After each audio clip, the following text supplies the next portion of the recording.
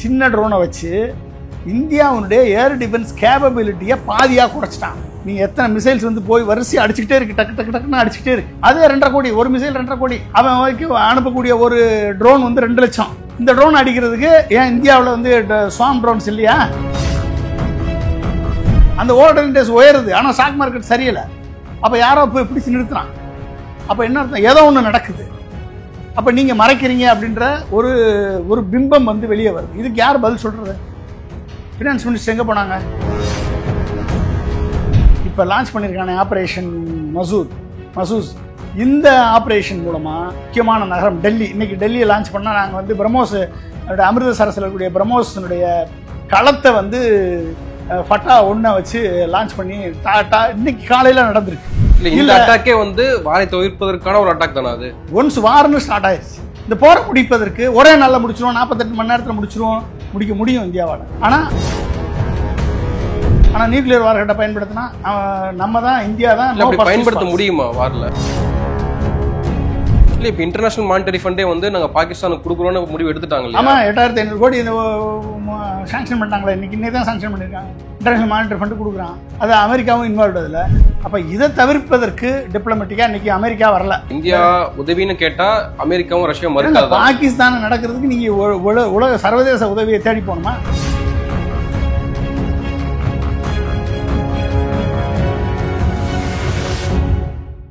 South beat நேயர்களுக்கு வணக்கம். இந்த நேர்காணலில் நாம் சந்திக்கிருப்பவர் முன்னாள் குடியரசுத் தலைவர் ஏபிஜே அப்துல் கலாம் அவர்களின் அறிவியல் ஆலோசகர் டாக்டர் பொன்ராஜ் அவர்கள். வணக்கம் சார். வணக்கம் பாலாஜி. இந்தியா பாகிஸ்தான் இடையேயான வார் வந்து இன்னும் உச்சத்தை தொட்டுட்டே இருக்கு. அதை பார்த்துட்டே இருக்கோம். ட்ரோன் மூலமாக அவர்கள் தாக்குதல் நடத்திக்கிட்டே இருக்காங்க. அதை இந்திய ராணுவம் முறியடித்து கொண்டே இருக்கிறன்ற செய்தியை நம்ம பார்க்கிறோம். அது இந்திய ராணுவமும் அபிஷியலாக சொல்லிகிட்டே இருக்காங்க. இத்தனை ட்ரோன்கள் வந்துச்சு, இதை நாங்கள் முறியடிச்சிருக்கோம் அப்படின்னு. இந்திய ராணுவம் வந்து பாகிஸ்தானுடைய ராணுவ நிலைகளை தான் நாங்கள் குறி வச்சு இது வரைக்கும் அட்டாக் நடத்தியிருக்கோம். ஆனால் அவர்கள் வந்து ட்ரோன் அனுப்புறது எல்லாமே நம்ம பொதுமக்கள் இருக்கக்கூடிய இடங்களை டார்கெட் பண்ணி அவங்க அனுப்புகிறாங்க. குறிப்பாக பள்ளிக்கூடங்கள், மருத்துவமனைகள் டார்கெட் பண்ணுறாங்க அப்படிலாம் செய்திகள் நம்ம பார்க்குறோம். இப்போ ஸ்டாலின் அவர்கள் வந்து இன்னைக்கு இந்த பாகிஸ்தானுடைய தாக்குதலை முறியடிக்கக்கூடிய இந்திய ராணுவத்தின் பக்கம் துணை நிற்கணும் அப்படின்னு ஒரு பேரணி நடத்துகிறாரு மாலை 5 மணிக்கு. நம்ம எப்படி பார்க்கணும்? இந்த சூழல் நீங்கள் எப்படி பார்க்குறீங்க? போர் என்று வந்துவிட்டால் இந்தியாவின் பக்கம், இந்திய இராணுவத்தின் பக்கம் ஒட்டுமொத்த இந்திய மக்களும் அணிதிரண்டு நிற்பது என்பது இந்தியர்களின் வழக்கம். அதுதான் இந்தியாவினுடைய cultural moral and integrity of Indians. அந்த சிம்பலைஸ் பண்ணுறது வகையில் இன்றைக்கு தமிழக முதல்வர் திரு ஸ்டாலின் அவர்கள் இன்றைக்கு வார் மெமோரியலில் இருந்து இந்த ஒரு பேரணியை நடத்தி இந்திய இராணுவத்தின் பக்கம், இந்தியாவின் பக்கம் நாங்கள் எல்லாம் இருக்கிறோம், தமிழக மக்களது ஒட்டுமொத்த உணர்வும் இருக்கிறது என்று அவர் வந்து இந்த பேரணியை நடத்துகிறார். உண்மையிலே இது வந்து இந்தியாவின் பக்கம் போர் என்று வந்துவிட்டால் அனைவரும் இந்தியர்கள் என்ற உணர்வோடு தமிழகம் நிற்கும். அதில் தமிழகம் முதலில் நிற்கும் என்பதற்கான எடுத்துக்காட்டு தான் இது. இதில் வந்து கர்நாடகா இதில் வந்திருக்கு, ஆந்திரா இதில் முன்னணியில் வந்திருக்கு. சதர்ன் ஸ்டேட்ஸ் எல்லாமே வந்து நம்ம இந்திய இராணுவத்தோடும் இந்தியாவோடும் இந்த போரில் நிற்கிறோம் என்று தங்கள் உறுதியை மீண்டும் வெளிப்படுத்துவதற்கான ஒரு அறிவிப்பாக தான் நான் அதை பார்க்குறேன் இன்றைக்கு. ஆனால் போர் என்பது எந்த நாட்டுக்கும் பலன் கொடுக்காது, எந்த மக்களுக்கும் பலன் கொடுக்காது. போரினால் ஒரு பிரச்சனையை சால்வ் பண்ண முடியும்னா முடியாது. போரினால் ஒரு பிரச்சனையை வந்து முடிவு கொண்டு வர முடியுமா? முடியாது.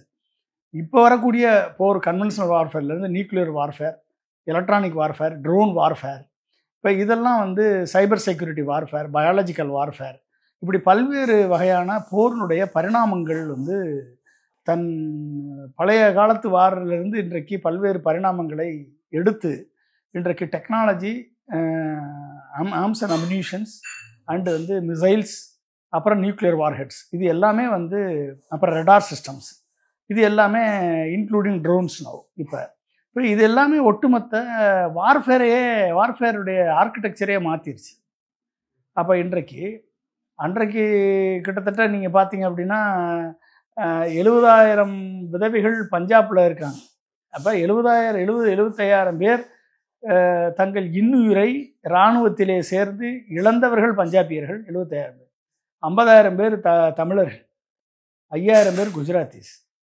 இப்படி நீங்கள் லிஸ்ட் எடுத்து பார்த்தீங்க அப்படின்னா இத்தனை பேர் வந்து தங்கள் இன்னுயிரை தேசத்தை காப்பதற்காக இராணுவத்தில் பணிபுரிந்து தங்கள் வீர தீர சாகசங்கள் மூலமாக இந்தியாவுடைய எல்லைகளை பாதுகாத்து கடும் குளிரிலும் பனியிலும் வெயிலிலும் தங்கள் இன்னுயிரை ஈந்த அந்த மாவீரர்கள் இன்றைக்கு இந்த டெக்னாலஜி வார்ஃபேர் வந்த உடனே அவர்களது உயிர் சேதம் தவிர்க்கப்பட்டு இன்றைக்கு இந்த டெக்னாலஜி ஃப்ரண்ட்டில் போகுது. ஆனால் அதனால் ஏற்படக்கூடிய விளைவுகள் என்ன ஆகும்? பொதுமக்களை பாதிக்கும். இப்போ இந்தியா ஒரு ரெஸ்பான்சிபிள் நேஷன். நம்ம வந்து no first use on anything, நம்ம ரிட்டாலியேட்டரி மெஷர் தான் எடுக்கிறோம். அதை வந்து இந்தியாவுடைய அரசும் இந்திய இராணுவமும் இந்திய வெளியுறவுத்துறை செயலாளரும் டெய்லி ப்ரெஸ் ப்ரீஃபிங்கில் சொல்லிக்கிட்டு இருக்காங்க. என்ன நடவடிக்கை இந்தியா எடுத்திருக்கிறது, பாகிஸ்தான் என்னென்ன செயல்கள் செய்திருக்கிறது, அதற்கு என்ன கவுண்டர் மெஷர் எடுத்திருக்கோம். பஹல்காம் தீவிரவாத தாக்குதல் 26 பேர் கொல்லப்பட்டதற்கு 9 இடங்களில் பாகிஸ்தானுடைய 9 லைன் ஆஃப் கண்ட்ரோல் ஒட்டிய பாகிஸ்தான் ஆக்குபைடு காஷ்மீரில் இருந்த 9 இடங்களில் ப்ரீசிஷன் ஸ்ட்ரைக்கிங் பண்ணி அந்த தீவிரவாத தளங்களை அழித்திருக்கிறோம் என்ற ஃபஸ்ட்டை தான் ஆரம்பிச்சிருக்கோம். அப்போ நம்ம வந்து வெரி ஃபோக்கஸ்டாக மெஷர்டாக நான் எஸ்கலேட்டரியாக தான் வந்து தீவிரவாத தளங்களை அழித்தோம். இது வந்து உலகம் லெவலில் இது பாராட்டப்பட்டது. இந்த முடிவை உலகம் வரவேற்றது. இது வந்து தேவையான முடிவு என்று. பாகிஸ்தான் தொடர்ந்து தீவிரவாதிகளுடைய புகலிடமாக, தீவிரவாதிகளுடைய ஹப்பாக, தீவிரவாதிகளுக்கு பயிற்சி அளிக்கும் தளமாக ஆயுதங்களை கொண்டு பக்கத்து நாடுகளை டிஸ்டர்ப் பண்ணுவதாக, மெஜாரிட்டி இந்தியாவை டிஸ்டர்ப் பண்ணுவதற்காக பாகிஸ்தானை வந்து இதுவரைக்கும் வந்து ஒரு தீவிரவாதிகளின் ஹப்பாக மாற்றிக்கொண்டிருக்கிறது. அங்கே மக்கள் வேதனைப்படுகிறார்கள், மக்கள் வறுமையில் வாடுகிறார்கள், மக்கள் வேலையில்லா திண்டாட்டத்தில் இருக்கிறார்கள். பாகிஸ்தான் மக்கள் அந்த மக்களை பாதுகாக்காமல் மதத்தை கையில் எடுத்து, அந்த மதத்தின் மூலமாக தீவிரவாதத்தை கையில் எடுத்து, அந்த தீவிரவாதத்தின் மூலமாக இந்தியாவை நியூட்ரலைஸ் பண்ணுறதுக்கு, இந்தியாவை டிஸ்டர்ப் பண்ணுறதுக்கு தொடர்ந்து அவங்க பண்ணிகிட்டு இருக்காங்க. காஷ்மீரில் அவங்க வந்து தொடர்ந்து அந்த வேலையை பண்ணிகிட்டு இருக்காங்க. இது வந்து இந்தியாவில் வந்து டெரரிச தீவிரவாத செயல்களில் அவங்க ஈடுபட்டு வந்திருக்காங்க. இதை வந்து நம்ம கவுண்டர் பண்ணுவதற்கு, இதை வந்து ஒரு முடிவுக்கு கொண்டு வருவதற்கான போராகத்தான் இதை நம்ம பார்க்க வேண்டியது இருக்குது. இந்த சூழலில் இந்தியா மெஷராக நடவடிக்கை எடுக்குது. அவங்களுடைய பொதுமக்களை தாக்குவதில்லை, அவங்களுடைய மிலிட்ரி இன்ஸ்டலேஷனை தாக்கலை, அவங்களுடைய தீவிரவாத இன்ஃப்ராஸ்ட்ரக்சர் தான் தாக்கியிருக்கு. ஆனால் அவங்க ரிட்டாலியேட் பண்ணுறாங்க.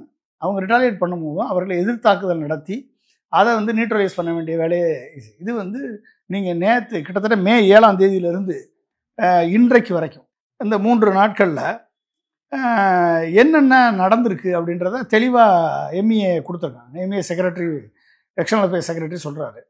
7ல் அப்ராக்சிமேட்லி 23 நிமிஷத்தில் வந்து ஐஏஎஃப் ரஃபேல் ஜெட்டை வந்து ரஃபேல் ஜெட்டில் ஸ்கால்ப் க்ரூஸ் மிசைலையும் அடுத்து ஏஏஎஸ்எம் ஹேமர் பாம்பையும் வச்சு 9 இடங்களை நியூட்ரலைஸ் பண்ணியாச்சு. இது ஃபஸ்ட் நடந்தது. அடுத்து கீ டார்கெட்ஸு பகவால்பூர், இதில் வந்து க்ளோஸ் எய்ட் ஆஃப் மசூர் அசாத், அவங்க ஃபேமிலி கிட்டத்தட்ட வந்து ஒரு 10 பேர் வந்து இந்த தாக்குதலில் கொல்லப்பட்டார்கள். அப்புறம் முருடிக்கே, இது வந்து லக்ஸரி தொய்பாவினுடைய ஹப்பாக இருந்தது, அந்த இடம் அழிக்கப்பட்டது. அடுத்து ரஹீம் யார் கான், இவன் எக்ஸ்ப்ளோஷன் ரிப்போர்ட்டட் ட்ரோன் லான்ச், அந்த ஃபெசிலிட்டியில் ஒரு ட்ரோன் லான்ச்சு இந்தியா தாக்குதல் நடத்தியது. அடுத்து முல்டான், ஏர் டிஃபென்ஸ் சிஸ்டம் ஆக்டிவேட்டட். நம்ம இப்போ ஏர் டிஃபென்ஸ் சிஸ்டம் ஆக்டிவேட் பண்ணி அதை வந்து இன்கமிங் ப்ரொஜெக்டையில் வந்து அங்கேருந்து வரக்கூடிய மிசைல்ஸு, ட்ரோன்ஸை நம்ம ஏர் டிஃபென்ஸ் சிஸ்டத்தை வச்சு தாக்குவதற்கான வேலை ஆரம்பித்தது. அப்புறம் கராச்சி போர்ட் ஏரியாஸ், அங்கே வந்து நேவல் அசெட்ஸ் ரொம்ப ஹை அலர்ட்டில் வச்சுருந்தாங்க. இதெல்லாம் ட்ரோன் மூலமாக சில தாக்குதல் நடைபெற்றதாக அங்கே வந்திருக்கு. என்ன டேமேஜ்? இந்தியன் டிஃபென்ஸ் மினிஸ்டர் வந்து ராஜ்நாத் சிங் தெளிவாக சொல்லியிருக்காரு, 100 மிலிட்டன்ஸ் வந்து இதில் கொல்லப்பட்டிருக்கிறார்கள் என்று. பாகிஸ்தான் வந்து 31 fatalities including civilians and condemned இது வந்து போருக்கான இது 31 சிவிலியன்ஸ் கொல்லப்பட்டாங்கன்னு பாகிஸ்தான் கிளைம் பண்ணுறாங்க. நம்ம என்ன கிளைம் பண்ணுறோம்? 100 மிலிட்டன்ஸ், அதாவது தீவிரவாதிகள் கொல்லப்பட்டார்கள் நம்ம கிளைம் பண்ணியிருக்கோம். அது பாகிஸ்தான் கிளைமும் கவுண்டர் ஆக்ஷன்ஸ். அதாவது பாகிஸ்தான் என்ன பண்ணுது, நாங்கள் வந்து கிட்டத்தட்ட இந்தியன் ஏர்கிராஃப்டை சுட்டு வீழ்த்திட்டோம், இந்தியன் ரஃபேல் ஜெட்ஸை வீழ்த்திட்டோம், MiG-29 சுகாய் 30 இதெல்லாம் வந்து அன்மேண்ட் ஏரியல் வெஹிக்கிள் எல்லாம் நாங்கள் சுட்டு வீழ்த்திட்டோம்னு பாகிஸ்தான் சைட்லேருந்து நியூஸ் வருது. நம்ம சைடில் வந்து இங்கேருந்து பாகிஸ்தானுடைய F-16 JF-17 2 JF-17 சுட்டு வீழ்த்தியாச்சுன்னு இவங்க சொல்கிறாங்க. ஆனால் எல்லாமே அன்கன்ஃபார்ம்டு ரிப்போர்ட்ஸ். எதையுமே பாகிஸ்தானும் கன்ஃபார்ம் பண்ணல, நம்ம இந்தியாவும் கன்ஃபார்ம் பண்ணல. சரிங்களா? ஸோ இது வந்து ஆனால் மீடியா வாரம் நடத்துகிற மாதிரி இன்றைக்கி சுச்சுவேஷன். மீடியா தான் வாரம் நடத்திட்டு இருக்கு. பாகிஸ்தான் அழிக்கப்பட்டது, ராவல்பிண்டி அழிக்கப்பட்டது, கராச்சி அழிக்கப்பட்டது, துறைமுகம் நொறுக்கப்பட்டது, எல்லாத்தையும் நொறுக்கியாச்சு அப்படின்னு சொல்லி மீடியா வாரம் நடத்திட்டு இருக்கு. சில யூடியூபர்ஸ் வந்து பழைய முன்னாள் இராணுவ ஜெனரல்ன்றான், இராணுவத்தில் மேஜர்ன்றான், எல்லாரும் சேர்ந்து மொத்தமாக ஒரு பதற்றத்தை, ஒரு போரை விரும்பக்கூடிய ஒரு சூழலை அங்கே கிரியேட் பண்ணிட்டு இருக்காங்க. இப்போ மினிஸ்ட்ரி ஆஃப் இன்ஃபர்மேஷன் ப்ராட்காஸ்டிங் அவங்களே வந்து வெளிப்படையாக ஒரு கிரைட்டீரியா சொல்கிறாங்க, இதெல்லாம் வந்து மிஸ்இன்ஃபர்மேஷனாக இருக்குது, நீங்கள்லாம் வந்து இதை பண்ணாதீங்க, ஒரு விஷயத்த பரப்புறதுக்கு முன்னாடி இல்லை அதை பார்க்குறதுக்கு முன்னாடி செக் பண்ணுங்கள், ஃபேக்ட் செக் பண்ணுங்கன்னு சொல்கிறாங்க. இல்லை ஒரு இன்ஃபர்மேஷனை மிஸ்லீட் பண்ணுறாங்க, மிஸ்இன்ஃபர்மேஷன் கொடுக்குறாங்க அப்படின்னா அந்த சேனலை வந்து பிளாக் அவுட் பண்ணுவதற்கு பதிலாக வந்து ஏன் அந்த இன்ஃபர்மேஷனை கொடுக்கணுன்ற கேள்வி இருக்குல்ல? இல்லை, அதுதான் வந்து இந்த north Indian Hindi and English channels எல்லாமே மேக்சிமம் அந்த சேனலை பார்த்தாலே வந்து ஏதோ பாகிஸ்தான் ஒட்டுமொத்தமாக அழிக்கப்பட்டு விட்டது என்ற நிலையை இவர்கள் கிரியேட் பண்றாங்க. தமிழ்லையுமே வைக்கிறாங்களே, இப்போ கருவறுத்த பாகிஸ்தான், தமிழ்நாட்டில் சில சேனல்களும் அதை செய்கிறாங்க. அப்போ என்ன ஆகுது அப்படின்னா, இந்த ஒட்டுமொத்த டிஸ்கஷனில் இந்த டிஸ்கஷனில் தவறான தகவல்கள், அதாவது எம்இஏ கொடுக்காத தகவல்கள், இந்தியன் ஆர்மி கொடுக்காத தகவல்கள், இதெல்லாம் வந்து ஃபேக் நியூஸை, ஃபேக் வீடியோஸை, ஃபேக் ரிப்போர்ட்டிங்கை வந்து இந்த மீடியாக்கள் பண்ணுவது வந்து உண்மையிலேயே வந்து மக்கள் மத்தியில் வந்து ஒரு விதமான ஒரு போர் மாங்கரிங்கை கிரியேட் பண்ணக்கூடிய, வார் மாங்கரிங்கை கிரியேட் பண்ணக்கூடிய சூழலை அவங்க ஏற்படுத்துகிறாங்க. ஒரு வெறுப்பை விதைக்கக்கூடிய நிலைமையில் இங்கே இருக்குது. போர் வந்தால் அனைத்து இந்தியர்களும் ஒன்றாக இருப்பாங்க, அது இருக்கணும், ஒன்றாக தான் இருக்கணும். இந்தியாவிற்கும் இந்திய இராணுவத்திற்கும் நம்ம சப்போர்ட் பண்ணணும். ஆனால் அதையே பயன்படுத்தி தவறான தகவல்களை கொடுக்கக்கூடியவர்கள் மீது என்ன ஆக்ஷன்? வயர் மேலே என்ன ஆக்ஷன் எடுத்தீங்க? இது வயர் என்ற பத்திரிக்கை என்ன நடந்தது என்பதை எழுதக்கூடிய பத்திரிகை மேலே நீங்கள் க்ளோஸ் பண்ணுறீங்க, ஆக்ஷனை க்ளோஸ் பண்ணுறீங்க. மற்ற நார்த் இந்தியன் சேனல்ஸ் அத்தனையுமே வந்து இந்த வாரை பற்றி இவங்களா புது போர் நடத்திட்டு இருக்காங்க, மீடியா வாரம் நடத்திட்டு இருக்காங்க. இவங்க மேலே ஏன் ஆக்ஷன் எடுக்கல? அப்போ வரக்கூடிய அத்தனையுமே மக்களுக்கு ஒரு பதற்றத்தை உருவாக்கக்கூடிய சூழலை ஏன் ஏற்படுத்துகிறாங்க? அப்போ இது வந்து செலக்டிவ் இன்ஃபர்மேஷனாக இருக்குது. நீங்கள் இப்போ ரீசெண்டாக பார்த்தீங்கன்னா ஸ்டாக் மார்க்கெட்டை நீங்கள் பார்த்தீங்கன்னா உங்களுக்கு தெரியும். ஸ்டாக் மார்க்கெட் வாலடைல் இண்டெக்ஸ்னு ஒன்று இருக்குது. இந்த இண்டெக்ஸினுடைய பாயிண்ட்டு 2 பாயிண்ட் சரிஞ்சினாலே ஸ்டாக் மார்க்கெட் விழப்போகுதுன்னு அர்த்தம். இன்னைக்கு நேற்று 15 பாயிண்டில் இருந்தது, 2 பாயிண்ட் கூடுனாலே 15 பாயிண்ட் இருந்தது 23 போயிடுச்சு ஸ்டாக் மார்க்கெட்டோட வாலடைல் இண்டெக்ஸ். அப்போ என்ன அர்த்தம்? அப்படின்னா என்ன அர்த்தம்? இங்கே வந்து ஸ்டாக் மார்க்கெட் சரியணும், ஆனால் சரியில்லை. அந்த ஸ்டாக் மார்க்கெட்டை வந்து மேனுவலாக சில குஜராத்தி குரூப் வந்து அதை ஹோல்டு பண்ணுறாங்க. ரொம்ப நாளைக்கு ஹோல்டு பண்ண முடியாது. ஸ்டாக் மார்க்கெட் சரிஞ்சால் இந்தியா போருக்குள் நுழைந்து விட்டது என்ற அர்த்தம். இந்தியா போரில் பாதிப்பை மக்களுக்கு அதிகம் என்ற அர்த்தம். இந்தியாவில் வந்து இன்வெஸ்டர் கான்ஃபிடன்ஸ் குறையுதுன்னு அர்த்தம். இந்தியாவில் வந்து முதலீட்டாளர்கள் தங்கள் பணத்தை எடுத்துகிட்டு வெளியே போயிடுவாங்கன்னு அர்த்தம். அதை இன்றைக்கு தற்காலிகமாக தடுத்து நிறுத்தப்பட்டிருக்கிறது. வாலடைல் இண்டெக்ஸ் வந்து பல்வேறு பராமீட்டரை வச்சு தான் அதை டிசைட் பண்ணுவோம். அந்த வாலடைல் இண்டெக்ஸ் உயருது, ஆனால் ஸ்டாக் மார்க்கெட் சரியில்லை. அப்போ யாரோ போய் பிடிச்சி நிறுத்துறான். அப்போ என்ன அர்த்தம்? ஏதோ ஒன்று நடக்குது. அப்போ நீங்கள் மறைக்கிறீங்க அப்படின்ற ஒரு பிம்பம் வந்து வெளியே வருது. இதுக்கு யார் பதில் சொல்கிறது? ஃபினான்ஸ் மினிஸ்டர் எங்கே போனாங்க? ஏன் பதில் சொல்லலை? இது வரைக்கும் பதில் சொல்லியிருக்கணுமா இல்லையா? இல்லை, அதெல்லாம் ஒன்றும் இல்லைன்றத பதில் சொல்லியிருக்கணும். இன்றைக்கு வந்து அந்த ஒரு எவ்வளோ நாளைக்கு இந்த ஸ்டாக் மார்க்கெட் நிற்கும்? இல்லை, ஆனால் நிர்மலா சொல்கிறாங்க இல்லையா, வங்கிகள் வந்து எந்த தட்டுப்பாடு இருந்துடக்கூடாது, மக்களுக்கு வந்து நம்மளுடைய சேவைகளும் தொடர்ந்து செஞ்சுக்கிட்டே இருக்கணும். மக்களுக்கு இவங்க செய்கிற சேவை தான் நல்லா தெரியுமே. ஏடிஎம் 5 முறைக்கு மேலே எடுத்தால் ஃபைன் போடுறதும், பில்லு எஸ்எம்எஸ் அனுப்புறதுக்கு பணம் வசூல் பண்ணுறதும், இதே 25,000 கோடி மக்கள்கிட்ட கொள்ளையடிச்சது தானே இந்த பேங்கிங் செக்டார். 1.5 லட்சம் கோடி லாபத்தில் சம்பாதிக்கக்கூடிய பேங்குகள் அத்தனையுமே 25,000 கோடியை மக்கள்கிட்ட வந்து மினிமம் மினிமம் பேலன்ஸ் இல்லைன்னு சொல்லி கொள்ளையடிச்சது தானே இந்த பேங்கிங் சிஸ்டம் எல்லாம். ஒரு போர் சூழல்ல நம்ம எந்த விட தடையும் இல்லாம நம்ம வந்து தங்கு தடையின்றி நம்ம செயல்படணும் அப்படின்னு இன்ஃபர்மேஷன் கொடுக்குறாங்களா? அவங்க தங்குதுன்னா ஏன் ஸ்டாக் மார்க்கெட் வாலடைல் இண்டெக்ஸ் மேலே போச்சு? 7-8 பாயிண்ட்டுக்கு மேலே ஏன் போச்சு? எப்படி போச்சு? ஏன் அப்போ ஸ்டாக் மார்க்கெட் ஏன் விழுகலை? அப்போ ஏதோ ஒன்று நடக்குது, ஏதோ ஒரு மேனிப்புலேஷன் நடக்குது. அப்போ நீங்கள் யாரையோ மறைக்கிறீங்களான்ற கேள்வி வருமா இல்லையா? எவ்வளோ நாளைக்கு மறைக்க முடியும்? அப்போ உண்மையான நிலையை மக்களுக்கு சொல்வதற்கு இது ஒரு சைடு, இந்த சைடு ஒரு சைடு மீடியா ஃபுல்லாக வந்து பாகிஸ்தானை நொறுக்கியாச்சுன்னு சொல்லி மீடியா ஃபுல்லாக சொல்லிட்டு இருக்கான். ஒரு சைடு வந்து எம்இஏயும் ஆர்மியும் தெளிவாக கரெக்டாக என்ன நடந்துச்சுன்றதை சொல்கிறாங்க. அப்போ எப்படிப்பட்ட ஒரு மக்களை குழப்பக்கூடிய வேலைகளில் இவர்கள் அனைவரும் சேர்ந்து ஈடுபடுறாங்கன்னு பாருங்கள். தவறான இன்ஃபர்மேஷனை, மிஸ்இன்ஃபர்மேஷனை மக்கள் மத்தியில் கொடுத்து நீங்கள் ஒன்று நல்லா பாருங்கள். என்ன இப்போ வந்து பாகிஸ்தான் வந்து இன்னைக்கு லான்ச் பண்ணியிருக்கான். அதாவது ஆப்ரேஷன் பன்யான் அல் மர்சூஸ் பன்யான் அல் மர்சூஸ்ன்ற ஒரு ஆப்ரேஷனை லான்ச் பண்ணியிருக்காங்க. இது இந்தியன் மிலிட்ரி ஃபெசிலிட்டிஸையும் இந்தியன் சிவிலியன் ஃபெசிலிட்டிஸையும் டார்கெட் பண்ணி மிசைல்ஸை வச்சு, பேலிஸ்டிக் மிசைல்ஸை வச்சு, க்ரூஸ் மிசைல்ஸை வச்சு ஆப்ரேஷன் என்னைக்கு பண்ணுறான்? இன்னைக்கு தான் ஆரம்பிக்கிறான். என்சிஏ கமாண்டிங் எல்லாம் இன்னைக்கு கூடி பேசுகிறாங்க. அவங்க தான் நியூக்ளியர் யூஸ் பண்ணலாமா வேணாமான்னு டிசைட் பண்ணக்கூடிய அத்தாரிட்டி. இவங்க கூடி பேசுகிறாங்க. அப்போ இதுவரை கடந்த 4 நாட்களாக என்ன சொல்லிட்டு இருந்தாங்க? அதாவது ஒட்டுமொத்த ட்ரோன்ஸையும் கிட்டத்தட்ட 550 ட்ரோன்ஸ் வந்தது. இன்றைக்கு வந்து சொல்கிறாங்க 500 ட்ரோன்ஸ் 1000 ட்ரோன்ஸ் வந்துச்சு அப்படின்றாங்க. அப்போ இத்தனை ட்ரோன்ஸும் இந்த ட்ரோன்ஸ் எல்லாம் வந்து இந்தியனுடைய ஏர் டிஃபென்ஸ் சிஸ்டம் வந்து தடுத்து அளித்தது. உண்மையிலேயே அது வந்து நம்ம வரவேற்கத்தக்கது. இந்தியன் ஏர் டிஃபென்ஸ் சிஸ்டம் தடுத்து அளித்தது. இதில் நடக்கக்கூடிய டாக்டிக்கல் டிசப்ஷன் என்ன நடக்குதுன்னு பாருங்கள். நான் அப்சர்வ் பண்ணுறேன், 2-3 நாள் அப்சர்வ் பண்ணதில் என்ன அப்படின்னா, அவன் டர்க்கிட்டையும் சைனாட்டிருந்து வாங்கின 2 லட்சத்துக்கு 1 லட்சத்துக்கும் 2 லட்சத்துக்கு வாங்கின ட்ரோன்ஸை வச்சுட்டு வெறும் எம்டி பேலோட உள்ள ட்ரோனை உள்ள அனுப்பி மேக்ஸிமம் போனால் 10 கிலோ பேலோடு உள்ள ட்ரோன்ஸ் அனுப்பி அந்த ட்ரோன்ஸில் வந்து 10 கிலோ பேலோடுனா வந்து வெடிபொருள். அப்போ அந்த வெடிபொருளை வச்சு அனுப்பி இங்கே ஸ்வாம் ட்ரோன்ஸை அனுப்புகிறான். மொத்தமாக ஸ்வாம் ட்ரோன்ஸை கூட்டமாக அனுப்புகிறான். எதுக்கு அனுப்புகிறான்? ஆனால் அவனை அடிக்கிறதுக்கு நம்ம 3 நாட்களாக இந்த டிவிஸ் எல்லாமே என்ன காமிச்சது? இந்திய இராணுவம் இந்த 500 ட்ரோன்ஸையும் 50 ட்ரோன்ஸையும் வந்து நியூட்ரலைஸ் பண்ணிருச்சு.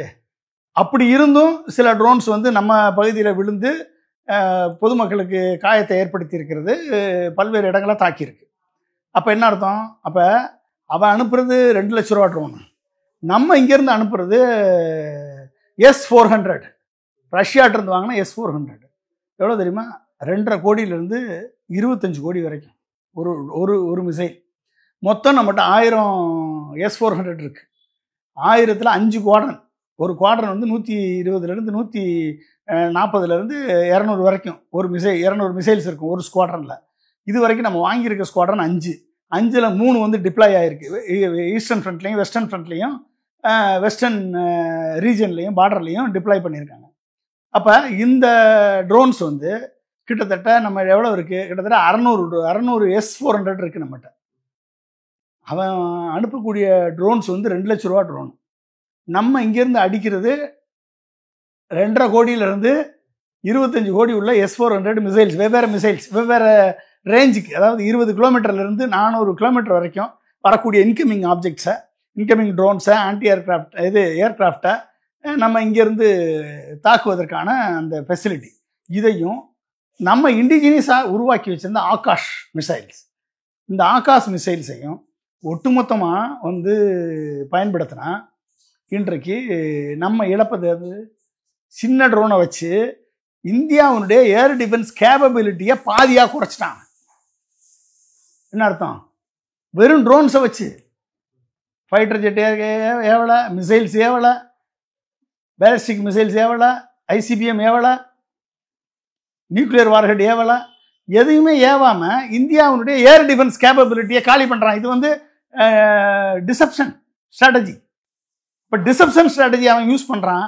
இங்கே இருக்கக்கூடிய மீடியாக்களும் எல்லாம் சேர்ந்து தூண்டி விட்டு நம்மகிட்ட இருக்கக்கூடிய பலத்தை 50% இழக்கிறதுக்கான வேலையை அவங்க பார்த்துருக்காங்க. அப்போ நீ எத்தனை மிசைல்ஸ் வந்து போய் வரிசையாக அடிச்சுக்கிட்டே இருக்கு, டக்கு டக்கு டக்குன்னு அடிச்சுக்கிட்டே இருக்கு. ஈவன் லோ காஸ்ட் மிசைல்னு வச்சுக்குவான், அதே 2.5 கோடி, ஒரு மிசைல் 2.5 கோடி. அவன் வரைக்கும் அனுப்பக்கூடிய ஒரு ட்ரோன் வந்து 2 லட்சம். இந்த ட்ரோன் அடிக்கிறதுக்கு ஏன் இந்தியாவில் வந்து ஸ்வாம் ட்ரோன்ஸ் இல்லையா? ஏன் இல்லை? டர்க்கிட்ட இருந்தும் சைனாட்ட இருந்தும் 1 லட்சம் ட்ரோன் வாங்கி வச்சிருக்கான். அப்படின்னா 1 லட்சம் ட்ரோன் அடுத்து ட்ரோன் வார்ஃபேர்னு உனக்கு தெரியாதா? 2002 அப்துல் கலாம் வந்து இனிமேல் அடுத்த வார்ஃபேர் ட்ரோன் வார்ஃபேர் தான் இருக்குன்னு சொன்னாரே. அந்த ட்ரோன் வார்ஃபேர் மிலிட்ரிக்கு மட்டும் யூஸ் பண்ணக்கூடாது, அது அக்ரிகல்ச்சருக்கு யூஸ் பண்ணணும்னு சொல்கிறாங்களே. தமிழ்நாடு அரசு இந்த ட்ரோனுக்காக அப்துல் கலாம் ட்ரோன் கார்பரேஷனை உருவாக்குனாங்களே அண்ணா யூனிவர்சிட்டியில். தமிழ்நாடு அரசு கிட்டத்தட்ட 20-25 கோடி கொடுத்து இன்றைக்கு வந்து ட்ரோன்ஸை உருவாக்கி வச்சுருக்கீங்க. இந்த ட்ரோன்ஸ் வந்து இன்றைக்கு வந்து நீங்கள் எடுத்துக்கிட்டிங்கன்னா இதன் மூலமாக ஏகப்பட்ட ஸ்டார்ட் அப் கம்பெனி உருவாகிருக்கு. ரைட்? இன்னைக்கு நம்மகிட்ட இருக்கக்கூடிய capability 25 kg பேலோட்லேருந்து 75 kg 50 kg payload வரைக்கும் 75 கிலோமீட்டர் போய் ட்ரோன் டெலிவரி பண்ணக்கூடிய சிஸ்டம் நம்மகிட்ட இருக்குது, நம்ம அண்ணா யூனிவர்சிட்டி இருக்குது. ஓகே, இது வரைக்கும் அவன் அங்கேருந்து யூஸ் பண்ணிட்டு இருக்கான். இந்த கேப்பபிலிட்டியை மல்டிப்ளை பண்ணி பெருகி இருந்தா இன்றைக்கு வந்து இந்த ட்ரோன்ஸ் அட்டாக்கை ட்ரோனை வச்சே நம்ம சமாளிச்சிருக்கலாமே. ஆன்டி ட்ரோன்ஸை நீங்கள் லான்ச் பண்ணி வந்து வரக்கூடிய இன்கமிங் ட்ரோன்ஸ் எல்லாத்தையுமே செயலெடுக்க வச்சிருக்கலாமே. நம்ம அண்ணா யூனிவர்சிட்டியில் நான் அப்துல் கலாம் சார் அவர்களை அழைத்து வந்து ஒட்டுமொத்தமாக நானும் அதோட இணைந்து இந்த ட்ரோன் டெவலப்மெண்ட்டுக்கு முக்கிய என்னுடைய ஆலோசனைகளை சொல்லியிருக்கேன், பங்காற்றியிருக்கேன். இன்றைக்கு வந்து தமிழ்நாடு வந்து ட்ரோன் ஹப்பு அப்படின்னா தமிழ்நாடு தான். அப்படிப்பட்ட ட்ரோன் ஹப் இருக்குது. ஆனால் இதை பெருக்குனா கண்டிப்பாக வந்து உலகத்தை லீட் பண்ணக்கூடிய ட்ரோனில் லீட் பண்ணக்கூடிய டெக்னாலஜி ஹப்பாக தமிழகம் இந்தியாவும் மாறும். ஆனால் இது இன்னைக்கு வந்து ஸ்வாம் ட்ரோன்ஸை வந்து அங்கே அனுப்புகிறான். இங்கேருந்து 50 ஸ்வாம் பண்ணி டார்கெட் ஐடென்டிஃபை பண்ணி லொக்கேட் பண்ணி நியூட்ரலைஸ் பண்ணக்கூடிய காமிகாசி ஸ்டோன்ஸ்னு இவங்க சொல்கிறாங்கல்ல. இதில் இன்னைக்கு நம்மகிட்ட இந்தியாட்ட தமிழ்நாட்டில் தான் 50 kg பேலோடு எடுத்துகிட்டு போய் போட்டால் ஒட்டுமொத்த ஒரு 3 கிலோமீட்டர் ஏரியாவுக்கு காலி பண்ணிட்டு போயிடும்.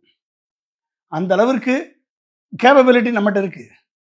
S-400 ஆகாஷ் ஏர் டிஃபென்ஸ் சிஸ்டத்தையும், பிருத்திவி ஏர் டிஃபென்ஸ் சிஸ்டத்தையும், அஸ்வின் ஏர் டிஃபென்ஸ் சிஸ்டம், இந்த 3-4 சிஸ்டம் இருக்குது. இந்த சிஸ்டத்துல எல்லாம் வந்து வெறும் எம்டி ட்ரோனை அனுப்பி நம்மளை காலி பண்ணிட்டான்னா நாளைக்கு இப்போ லான்ச் பண்ணியிருக்கான ஆப்ரேஷன் மசூஸ், இந்த ஆப்ரேஷன் மூலமாக பாகிஸ்தான் வந்து நம்ம மேலே இந்தியாவுடைய முக்கியமான நகரம் டெல்லி, இன்னைக்கு டெல்லியை லான்ச் பண்ணால் நாங்கள் வந்து பிரம்மோஸ் அமிர்தசரஸில் இருக்கக்கூடிய பிரம்மோஸினுடைய களத்தை வந்து ஃபட்டா 1 வச்சு லான்ச் பண்ணி இன்னைக்கு காலையில் நடந்திருக்கு. டார்கெட் பண்ணியிருக்காங்க, அதை வந்து நியூட்ரலைஸ் பண்ணியிருக்காங்க. ஸோ இப்படி வரக்கூடிய சிஸ்டத்தை அப்போ என்ன அர்த்தம்? ட்ரோன்ஸை வச்சு நம்மளுடைய பாதி ஏர் டிஃபென்ஸ் கேப்பபிலிட்டியை காலி பண்ணிவிட்டு மிச்சம் இருக்கக்கூடிய லெவலில் வந்து அவன் இனிமேல் பேலிஸ்டிக் மிசைல்ஸையும் ஐசிபிஎம்மையும் லான்ச் பண்ணான்னா எதை வச்சு அதை எதிர்த்து அட்டாக் பண்ணுவீங்க? புரிஞ்சுக்கிட்டீங்களா? அப்போ இந்த த்ரெட் இருக்கு. அப்போ என்ன பண்ணணும்? இந்தியா என்ன பண்ணணும்? ஒன்ஸ் வார்னு ஸ்டார்ட் ஆயிடுச்சு. இந்த போரை முடிப்பதற்கு ஒரே நாளில் முடிச்சிருவோம், 48 மணி நேரத்தில் முடிக்க முடியும் இந்தியாவால். ஆனால் அது வந்து என்னது? பாகிஸ்தான் மக்களை போர்னு வந்தால் பாகிஸ்தான் மக்களுக்கு அழிவு தான், இந்தியா மக்களுக்கு அழிவு தான். அப்போ இந்த போரை தவிர்ப்பதற்கு தான் முயற்சி எடுக்கணும். முதல்ல ஃபர்ஸ்ட் லெவல் ஆஃப் டிஃபென்ஸ் வந்து போரை தவிர்ப்பதற்கு 2 நாட்டு தலைவர்களும் உட்கார்ந்து பேசி போரை தவிர்க்கணும். ஒன்று இல்லை, இந்த அட்டாக்கே வந்து வாரை தவிர்ப்பதற்கான ஒரு அட்டாக் தானே அது? எது இப்போ நடந்துட்டு இருக்கக்கூடிய அந்த அட்டாக்கே கூட ரொம்ப டிப்ளமேட்டிக்காக நாங்கள் வந்து ராணுவ நிலையங்களை மட்டும் தான் தாக்குறோம் அப்படின்னு இந்தியா ஒரு விளக்கம் கொடுக்குது இல்லையா? இப்போ அது கூட வந்து வாரை தவிர்ப்பதற்கான அந்த ஒரு ஸ்டாண்டு தானே இது? இல்லை, இந்தியாவுடைய ஸ்டாண்டு வந்து ஆல்வேஸ் வந்து நம்ம தீவிரவாதத்தை ஒழிப்பதற்குமா இந்தியாவுடைய ஸ்டாண்டு நிற்கிது. இந்தியா வந்து போரை விரும்பலை, நான் எஸ்கலேட்டரியாக தான் நம்ம இது பண்ணுறோம். ஆனால் பாகிஸ்தான் நாட்டுக்கு வந்து பாகிஸ்தான் வந்து தேர்ந்தெடுக்கப்பட்ட ஜனநாயக நாடு கிடையாது. It's a military country ruled by இராணுவத்தை வந்து பாகிஸ்தான் வந்து இன்னைக்கு இருக்கக்கூடிய முடிவைப்படி இந்தியாவுடைய டார்கெட் மேலே இந்தியாவுடைய ஏர் டிஃபென்ஸ் கேப்பபிலிட்டியை 50% குறைச்சி ட்ரோன்ஸை வச்சு, லோ காஸ்ட் ட்ரோன்ஸை வச்சு high cost defence air defence கேப்பபிலிட்டியை குறைச்சி இனி வந்து அடுத்து மிசைல் அட்டாக்கை அவங்க ஆரம்பித்தாங்க அப்படின்னா, நீங்கள் வந்து ஏர் டிஃபென்ஸ் கேப்பபிலிட்டியை குறைச்சிங்க அப்படின்னா, இதனால் ஏற்படக்கூடிய விளைவுகள் இந்தியாவை தாக்கும், பாகிஸ்தானையும் தாக்கும். ரைட்? வெறும் வார்ஹெட்டை போட்டால் பிரச்சனை இல்லை, ஏதோ ஓரளவுக்கு சின்ன சின்ன சேதங்கள் ஏற்படும். ஆனால் நியூக்ளியர் வார்ஹெட்டை பயன்படுத்தினா நம்ம தான், இந்தியா தான் பயன்படுத்த முடியுமா வாரில்? ஏன் பண்ணக்கூடாது? பாகிஸ்தான் ராணுவம் வந்து ஏதாவது கண்ட்ரோல் இருக்கா, இல்லை ஏதாவது ஒரு டாக்டரின் இருக்கா, நியூக்ளியர் டாக்டரின் இருக்கா? எதுவும் கிடையாது. அவங்ககிட்ட இருக்கக்கூடிய நியூக்ளியர் வார்ஹெட்டை யூஸ் பண்ணி, மிசைலை யூஸ் பண்ணி இந்தியா மேலே டார்கெட் பண்ணி அடித்தா, நீங்கள் வந்து தெளிவாக டிசப்ஷன் ஸ்ட்ராட்டஜி பண்ணிட்டான்ல.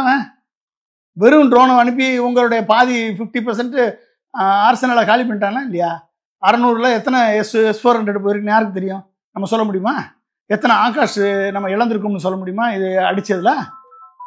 அப்போ நம்மளுடைய கேபிலிட்டியை குலைச்சிட்டு நீங்கள் அவன் திரும்பி அடிக்கும் பொழுது அதை வந்து தடுக்கலைன்னா, நீங்கள் ஈரான் வந்து இஸ்ரேல் மேலே 400 மிசைல்ஸை ஒரே நேரத்தில் ஏவலையா? எவனாலும் இல்லையா? ஈரான் ஏவிச்சா இல்லையா? ஏவனதை வந்து இஸ்ரேலுடைய அயன் டோம் வந்து ஃபெயிலியர் ஆச்சா இல்லையா? அப்படிப்பட்ட ஒரு தாக்குதலை பாகிஸ்தான் இந்தியா மேலே பண்ணுச்சுன்னா, என்ன பண்ணுவீங்க? நம்மகிட்ட கேப்பபிலிட்டி அவங்கள விட 3 மடங்கு 4 மடங்கு நம்மகிட்ட மிசைல்ஸ் இருக்குது, பேலிஸ்டிக் மிசைல்ஸ் இருக்குது, க்ரூஸ் மிசைல்ஸ் இருக்குது, நியூக்ளியர் வார்ஹெட்ஸ் இருக்குது. ஆனால்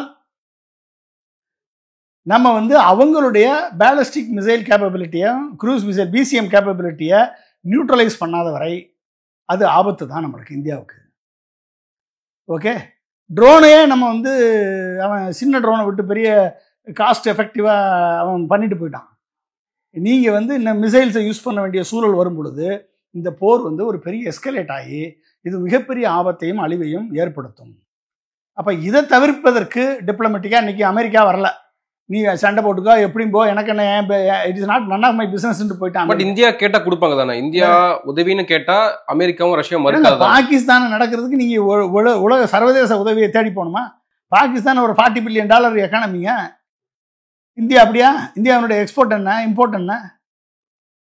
எக்ஸ்போர்ட்டே அரௌண்ட் 700 to 800 பில்லியன், இம்போர்ட்டே அரௌண்ட் அதை விட இம்போர்ட் அதிகம். நம்மளுடைய ஃபாரின் எக்ஸ்சேஞ்ச் ரிசர்வே 650 பில்லியன். ஒரு சின்ன நாடு நம்மளை அடிக்குதுன்றதுக்காக வெளிநாட்டில் போய் கடன் கேட்பீங்களா? அப்போ அந்த ஸ்ட்ராட்டஜியை இந்திய இராணுவம் கரெக்டாக பயன்படுத்தணும்.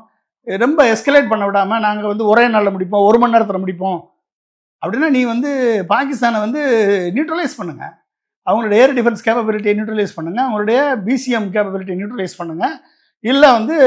இல்லை இதனால் ஏற்படக்கூடிய விளைவுகள் பாதகமாக இருக்கும். பாகிஸ்தானும் நியூக்ளியர் பாம் வச்சுருக்கு, நம்மளும் நியூக்ளியர் பாம் வச்சுருக்கோம், இது வந்து ஒரு அணு ஆயுத போருக்கு விட்டு செல்லும் என்ற நிலை வருமானால் இன்டர்நேஷ்னல் சேனலில் உட்காந்து பேசி பாகிஸ்தானை வந்து எக்ஸ்போஸ் பண்ணுங்க, ஆதாரத்தோட காமிச்சு பாகிஸ்தான் ஒரு டெரரிஸ்ட் நேஷன் காமிங்க. ஆனால் அதுக்கான பேச்சுவார்த்தையும் போயிட்டு தானே இருக்கும். உயர்மட்ட லெவலில் வந்து பேச்சுவார்த்தை போகுது அப்படின்றது நம்மளுக்கு என்ன தெரியும்? அவங்க சொன்னால் தானே தெரியும் எந்த அளவுக்கு போகுது அப்படின்ட்டு.